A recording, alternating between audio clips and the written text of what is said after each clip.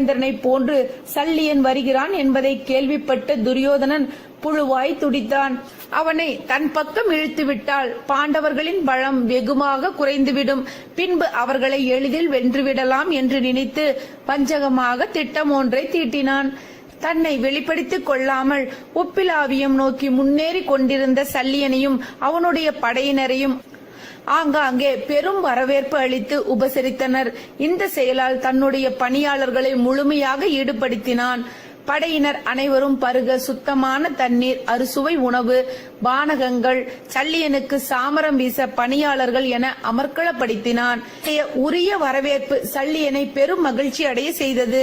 இதற்கு எல்லாம் காரணம் தன்னுடைய மருமக்கள் பாண்டவர்களே என்று நினைத்து அத்தனையும் ஏற்றுக்கொண்டான். தனக்கும் தனது பெரும் படைகளுக்கும் சேவை செய்யும் பணியாளர்களின் தன்னலம் கருதா தன்மை கண்டு உள்ளம் பூரித்தான். மருமக்கள்